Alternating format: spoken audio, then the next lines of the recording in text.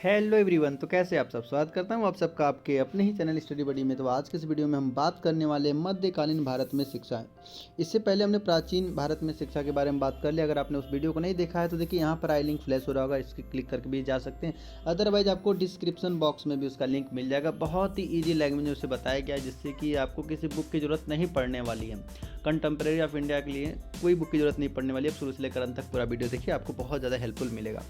Book में जो book का लैंग्वेज है काफ़ी टफ लैंग्वेज दिया हुआ है, तो समझने में आपको प्रॉब्लम हो सकती है। तो आइए हम चलते हैं, देखते हैं। पहले किसी के बारे में पढ़ने से पहले हमें उसके जन्म और मरण के बारे में पता हो जाना चाहिए, तो हमारे लिए क्या होता है, थोड़ी आसान हो जाती है। तो देखिए, जैसा कि पहला इसमें है कि मध्यकालीन शिक्षा का समय कितना था।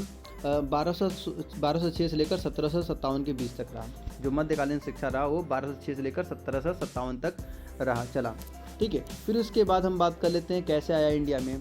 तो जो मुस्लिम शासक थे, मुस्लिम शासकों द्वारा भारत पर शासन स्थापित कर लेने के फलस्वरूप, मतलब शासन कर लेने के बाद प्राचीन भारतीय शिक्षा पद्धति का ह्रास होने लगा। इसका मतलब जो प्राचीन शिक्षा पद्धति थी वो बिगड़ने लगी थी। ठीक है, वो चरमराने लगी थी, क्योंकि जो प्राचीन शिक्षा पद्धति थी वो संस्कृत में थी। वो किस में थी? संस्कृत में थी। और जो मुस्लिम शासकों द्वारा जो नई शिक्षा लाई गई थी वो फारसी में थी। तो संस्कृत और फारसी की वजह से क्या हुआ था कि उनका थोड़ा सा डाउनफॉल होना स्टार्ट हो गया था। ठीक है, जो प्राचीन भारतीय शिक्षा थी पद्धति थी वो डाउनफॉल उसका स्टार्ट हो गया था। अब इसके बाद हम चलते हैं अगले वाले पॉइंट पर। तो अगला वाला पॉइंट क्या है कि मुस्लिम शासकों ने अपने शासन को दृढ़ बनाए रखने के लिए, मतलब स्ट्रांग बनाए रखने के लिए शिक्षा एवं संस्कृति का प्रचार और प्रसार करना स्टार्ट किया। जैसे कि हमने प्राचीन भारत में पढ़ा था, प्राचीन भारत में भी पढ़ा था कि उन्होंने अपने जो शिक्षा को बढ़ाने के लिए उसका प्रचार और प्रसार किया, अपनी शिक्षा और अपनी संस्कृति को बढ़ाने के लिए उसका प्रचार और प्रसार किया। ठीक उसी प्रकार मुस्लिम शासकों ने भी इसका प्रचार और प्रसार किया, जिससे क्या हो, ज़्यादा लोगों तक फैल सके और इनका क्या हो, संस्कृति ज़्यादा लोगों तक पहुँच सके।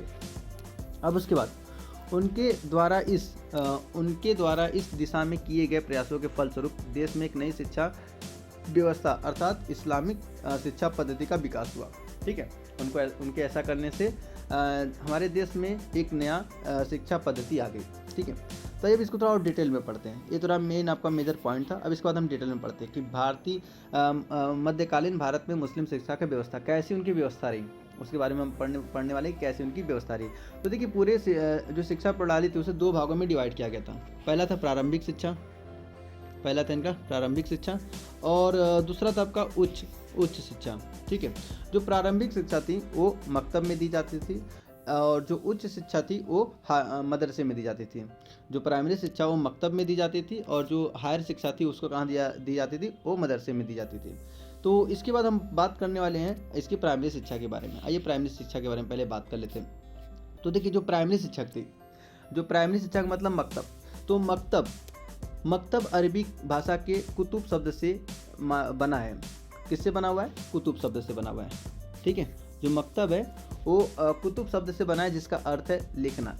इसका मतलब है कि जहाँ पर हमें लिखना सिखाया जाता हो, उसे हम क्या बोलते हैं? मकतब। तो अब देखिए, इस प्रकार मकतब का अभिप्राय उस स्थान विशेष से है जहाँ लिखना सिखाया जाता हो। तो जो बच्चे थे, जो छोटे बच्चे थे, जो उन्हें पहले उनकी प्राइमरी एजुकेशन क्या होती थी? मकतब होती थी। उन्हें मकतब में ले जाया जाता था। कब? जब वो 4 वर्ष, ये याद रखिए, 4 वर्ष 4 माह और 4 दिन के थे, 4 दिन के हो जाते थे। 4 वर्ष 4 माह और 4 दिन के हो जाने पर उन्हें कहाँ ले जाया जाता था? मकतब में ले जाया जाता था।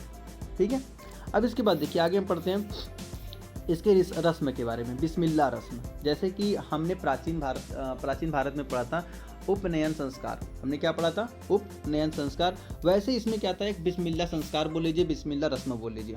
ठीक है, जो आपको अच्छा लगे उसको आप लिख दीजिए। बिस्मिल्लाह लेकिन होना चाहिए। ठीक है, बिस्मिल्लाह रस्म। अब बिस्मिल्लाह रस्म है क्या? तो मुस्लिम शिक्षा का प्रारंभ बिस्मिल्लाह रस्म से होता था। तो जब कोई मुस्लिम स्टूडेंट पढ़ने जाता था तो सबसे पहले उससे बिस्मिल्लाह पढ़वाया जाता था। ठीक है, बिस्मिल्लाह रस्म वैदिक काल के उपनयन संस्कार, जैसा कि बताया था कि वैदिक काल के उपनयन संस्कार तथा बौद्ध काल के पबज्जा संस्कार से मिलती जुलती है। जैसे कि जो प्राचीन भारत में जब कोई शिक्षा ग्रहण करने जाता था, सबसे पहले उसे उपनयन संस्कार से गुजरना पड़ता था। जब वो 5 वर्ष की आयु उसकी हो जाती थी तो उसे उपनयन संस्कार में डाला जाता था। वैसे ही पबज्जा संस्कार थी बौद्ध काल में कौन सी थी? पबज्जा संस्कार थी। तो ऐसे थी कि एक दूसरे को जब रिलेट करके आप पढ़ेंगे तो एक साथ साथ आपके कई सारे पॉइंट तैयार होते जाते हैं। ठीक है, अब देखिए इसमें आगे क्या बोला है कि इसमें बालक की आयु 4 वर्ष 4 माह 4 दिन की हो जाने पर उसे नए कपड़े पहनाकर मौलवी साहब के यहाँ ले जाया जाता था। मौलवी साहब का मतलब मकतब। मौलवी साहब कहाँ रहते थे? मकतब में। तो उन्हें मकतब में ले जाया जाता था। और हमने उपनयन संस्कार में क्या देखा था? उन्हें गुरुकुल में ले जाया जाता था। और यहाँ पर कहाँ ले जा रहा है? मकतब में ले जाया जा रहा है इन्हें। ठीक है, अब देखिए जहाँ पर बालक को मौलवी साहब के द्वारा उच्चारित कुरान की कुछ आयतों को दोहराना पड़ता था। तो मौलवी साहब कुछ कुरान की आयतों को बोलते थे जिसे बच्चों को दोहराना पड़ता था। ठीक है, और ऐसे बालक, देखिए यदि बालक उन आयतों को नहीं दोहरा पाता था, ठीक है, क्योंकि छोटे बच्चे थे, थोड़ा सा अगर उनके लिए टफ लगता था जो मौलवी साहब बोलते थे, अगर उन्हें नहीं दोहरा पाते थे तो तब बिस्मिल्लाह शब्द कहना ही पर्याप्त समझा जाता था। तो उस केस में सिर्फ बिस्मिल्लाह कहना ही एनफ था कि बिस्मिल्लाह आपने बोल दिया, इसका मतलब आपका जो प्रारंभिक शिक्षा है वो स्टार्ट हो गया। ठीक है, और ऐसे बालक की औपचारिक पढ़ाई शुरू हो जाती थी। मौलवी साहब को कुछ नजराना देकर बालक को मकतब में प्रवेश दिया जाता था। तो जब ऐसा हो जाता था तो मौलवी साहब को कुछ नजराना दे दिया जाता था और फिर ऐसे बालक का एडमिशन हो जाता था। ठीक है, तो भाई जब बिस्मिल्लाह रस्म हो गया, अब इसके बारे में हम इसके पाठ्यक्रम के बारे में पढ़ लेते हैं। जब हमने जैसे कि हमने उसके बारे में पढ़ लिया, तो आइए उसके पाठ्यक्रम के बारे में भी पढ़ लेते हैं। प्रारंभिक शिक्षा के बारे में पढ़ लिया, अब उसके प्रारंभिक शिक्षा के पाठ्यक्रम के बारे में भी पढ़ लेते हैं। तो जो प्रारंभिक शिक्षा का पाठ्यक्रम था, मकतब में दिए जाने वाले प्रारंभिक शिक्षा के अंतर्गत छात्रों को लिखना पढ़ना क्या सिखाया जाता था? लिखना पढ़ना, पत्र व्यवहार, साधारण गरीब नहीं होगा गणित होगा, ये साधारण गणित है, गलती से हो गया गणित है। ठीक है, साधारण गणित, अरबी फारसी की शिक्षा का विकास किया जाता था। ठीक है, तो क्या क्या सिखाया जाता था? उन्हें पढ़ना लिखना सिखाया जाता था, पत्र व्यवहार करना सिखाया जाता था, साधारण गणित सिखाया जाता था, अरबी और फारसी, ये सब बेसिक्स में सिखाया जाता था। बेसिक, ठीक है, बेसिक, ये सब चीज़ों का बेसिक सिखाया जाता था, साधारण चीज़ें सिखाई जाती थी। ठीक है, अब उसके बाद प्रारंभिक शिक्षा की विधि, अब जब हमने उसका पाठ्यक्रम देख लिया तब उसकी विधि के बारे में देख लेते हैं कि इसका विधि कैसे पढ़ाया जाता था। तो मुस्लिम शिक्षा में शिक्षण विधि वैदिक काल और बौद्ध काल की तरह मौखिक थी। जैसा कि इससे पहले हमने क्या पढ़ा था कि जो वैदिक काल में शिक्षण विधि थी वो भी मौखिक थी और बौद्ध काल में भी मौखिक थी। तो लोगों को रटाया जाता था। तो यहाँ भी क्या थी? मौखिक थी। ठीक है ना, यहाँ भी मुस्लिम एजुकेशन भी क्या थी? मौखिक थी प्रारंभिक शिक्षा पर। अब आते हैं थोड़ा सा सेकेंडरी लेवल पर चलते हैं, उच्च शिक्षा के। तो हमने प्रारंभिक पढ़ लिया, अब हम उच्च शिक्षा की तरफ चलते हैं। उच्च शिक्षा कहाँ दी जाती थी? मदरसे में। कहाँ दी जाती थी? मदरसे में दी जाती थी। ठीक है, अब देखिए मदरसा शब्द अरबी भाषा के दरस, तो आपको क्या याद रखना है? दरस, उसमें आपको कुतुब याद रखना है, इसमें आपको दरस याद रखना है कि मदरसा शब्द अरबी भाषा के दरस शब्द से लिया गया है, जिसका मतलब है भाषण देना। अर्थात मदरसा वही स्थान है जहाँ पर भाषण दिए जाते हैं। ठीक है, जहाँ पर भाषण दिए जाते हैं उसे हम मदरसा बोलते हैं। मदरसे की शिक्षा समाप्त कर लेने के बाद मदरसे में प्रवेश मकतब की शिक्षा समाप्त कर लेने के बाद छात्र को मदरसे में प्रवेश दिया जाता था। ठीक है, जब वो मकतब की अपनी एजुकेशन कंप्लीट कर लेते थे तो उन्हें मदरसे में भेजा जाता था। मकतब की पढ़ाई कंप्लीट करने के बाद उन्हें मदरसे में भेजा जाता था। ठीक है, अब ये उच्च शिक्षा के पाठ्यक्रम के बारे में पढ़ लेते हैं। तो उच्च शिक्षा के पाठ्यक्रम को बेसिकली 2 भागों में डिवाइड किया गया था। पहला आपका था लौकिक शिक्षा, दूसरा था धार्मिक शिक्षा। ठीक है, अब जो उच्च शिक्षा का पाठ्यक्रम था वो किस वर्ष के बच्चों को दी जाती थी? तो 10 से 12 वर्ष के जो बच्चे थे उन्हें हायर एजुकेशन दिया जाता था। ठीक है, 10 से 12 वर्ष। आपको ये भी याद रखना है कि अभी हमने मकतब में पढ़ा था, मकतब में कब एडमिशन होता है? मकतब में एडमिशन होने का जो था 4 वर्ष 4 माह और 4 दिन के हो जाने पर उन्हें मकतब में एडमिशन मिलता था। वैसे ही उच्च शिक्षा के लिए उन्हें 10 वर्ष का होना कंपलसरी था। 10 वर्ष, 10 से 12 के बीच, 10 से 12 के बीच में मदरसे में एडमिशन होता था। और इनके पाठ्यक्रम को 2 भागों में डिवाइड किया गया। किस किस भागों में? एक लौकिक शिक्षा, दूसरा धार्मिक शिक्षा। तो ये सबसे पहले पढ़ते हैं लौकिक शिक्षा के बारे में कि लौकिक शिक्षा में इन्हें क्या क्या सिखाया जाता था। लौकिक शिक्षा में देखिए, लौकिक शिक्षा में अरबी एवं फारसी भाषाओं का साहित्य एवं व्याकरण तथा दर्शन शास्त्र, कानून, ज्योतिषी, गणित, इतिहास, भूगोल, कृषि आदि पढ़ाया जाता था। ठीक है, अभी हमने देखा था मकतब में प्रारंभिक गणित पढ़ाया जाता था, यहाँ पर गणित पढ़ाया जाता था। ठीक है, उसका एडवांस वर्जन पढ़ाया जाता था। और वहाँ भी अरबी फारसी पढ़ाई जाती थी, लेकिन यहाँ भी अरबी फारसी है। ठीक है, अरबी फारसी है, लेकिन यहाँ पर थोड़ा सा एडवांस लेवल का है। ठीक है, वहाँ पर बेसिक लेवल की अरबी फारसी पढ़ाई जाती थी, यहाँ पर एडवांस लेवल की अरबी और फारसी पढ़ाई जाती थी। ठीक है, फिर उसके बाद आते हैं लौकिक शिक्षा हो गया, तो अब धार्मिक शिक्षा के बारे में बात कर लेते हैं। धार्मिक शिक्षा, तो देखिए जो धार्मिक शिक्षा है, धार्मिक शिक्षा में इन्हें क्या पढ़ाया जाता था? कुरान और हदीस याद कराया जाता था। इन्हें क्या कर कुरान और हदीस याद कराया जाता था। ठीक है, जैसे हिफ्स बोलते हैं। अब आइए उच्च शिक्षा की शिक्षण विधि। अब हमने पाठ्यक्रम देख लिया, अब उसके शिक्षण विधि के बारे में बात कर लेते हैं कि कैसे पढ़ाया जाता था, उस पाठ्यक्रम को कैसे पढ़ाया जाता था। ठीक है, अब देखिए मदरसे में शिक्षण की विधि मौखिक थी। कैसी थी? मौखिक थी, तथा छात्रों को शिक्षा देने के लिए अध्यापक भाषण विधि का प्रयोग करते थे। कैसा? भाषण विधि का प्रयोग करते थे। मदरसों में शिक्षा का माध्यम फारसी था, परंतु मुसलमान के लिए अरबी अध्ययन भी अनिवार्य थी। ठीक है, जैसा कि मदरसे और मकतब में फ़ारसी में पढ़ाया जाता था, लेकिन हर मुसलमान के लिए अरबी जो सीखना था वो कंपलसरी था कि अरबी उन्हें सिखाया जाता था। ठीक है, मदरसों में अधिकांश शिक्षण मौखिक रूप से होता था।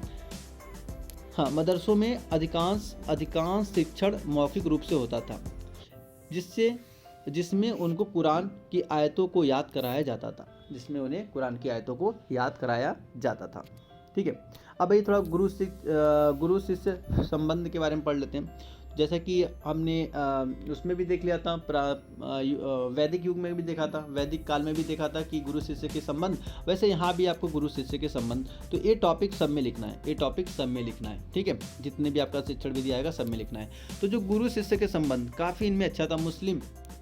मुस्लिम काल में गुरु और शिष्य के संबंध बहुत घनिष्ठ थे। ठीक है, बहुत घनिष्ठ संबंध थे। शिक्षकों को समाज में अत्यधिक सम्मानित स्थान दिया जाता था। ठीक है, कि हालांकि उन्हें पैसे बहुत कम मिलता था, शिक्षकों को वेतन बहुत कम मिलता था, फिर भी उन्हें सभी स्थानों पर बहुत सम्मान मिलता था। जैसा कि आज भी देखेंगे आप, तो बहुत कम वेतन मिलता है। बहुत कम वेतन पे जो मुस्लिम टीचर वो पढ़ाते हैं मदरसे में। ठीक है, लेकिन उनका सम्मान बहुत होता है, कहीं भी जाते हैं उनका सम्मान बहुत ज़्यादा होता है। ठीक है, और एक खास बात है, नेक्स्ट आपका टॉपिक है आपका निःशुल्क शिक्षा। जैसा कि पहले भी मेडिवल काल में भी, मेडिवल पीरियड में भी निःशुल्क शिक्षा दी जाती थी। अब भी निःशुल्क शिक्षा है, अब भी मदरसे की पढ़ाई क्या है? फ्री ऑफ कॉस्ट है। ठीक है, तो इस काल में छात्रों से किसी भी प्रकार का शुल्क नहीं लिया जाता था। शिक्षा निःशुल्क प्रदान की जाती थी। तो शिक्षा कैसी प्रदान की जाती थी? निःशुल्क शिक्षा प्रदान की जाती थी। जैसा कि हमने उसमें भी देखा था, उपनयन काल में भी हमने वैदिक काल में भी देखा था, वैदिक काल में भी शिक्षा फ्री में दी जाती थी। वैसे यहाँ भी शिक्षा फ्री में दी जाती थी। ठीक है, तो आइए बात कर लेते हैं स्त्री शिक्षा के बारे में। तो देखिए जो मुस्लिम काल में महिलाओं में पर्दा प्रथा का प्रचलन होने के कारण स्त्री शिक्षा का विकास बहुत कम था। ठीक है, तो ऐसा इसलिए था क्योंकि मकतब में जाके छोटे जो बच्चियाँ थी, मकतब में जाके तो एजुकेशन ले लेती थी, लेकिन हायर एजुकेशन के लिए उनके लिए कोई मदरसा नहीं था। ठीक है, कोई मदरसे में कोई व्यवस्था नहीं थी, जिसकी वजह से क्या हुआ था कि घर पर ये जो व्यवस्था था घर पर ही करना पड़ता था। तो घर पर सिर्फ वही लोग व्यवस्था कर पाते थे जो शाही फैमिली से बिलोंग करते थे, या फिर वो काफ़ी धनी थे। ठीक है, जो धनी थे या फिर शाही फैमिली से बिलोंग करते थे, वही अपने बच्चियों को पढ़ा पाते थे।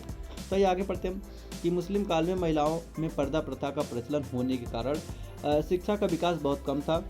कम आयु की लड़कियां मकतब में जाकर शिक्षा ग्रहण कर लेती थी, लेकिन उच्च शिक्षा घर पर ही ग्रहण करने का व्यवस्था थी। ठीक है, तो जैसा कि बताया कि उच्च शिक्षा उनके ग्रहण करने के लिए व्यवस्था कहाँ थी? घर पर ही थी। इसीलिए उच्च शिक्षा केवल शाही तथा धनी परिवार में ही सीमित थी। ठीक है, जिस सीमित थी इसकी वजह से क्या हुआ कि ज़्यादा विकास नहीं हो पाया महिलाओं का। आइए अब नेक्स्ट चलते हैं आगे, परीक्षाएं।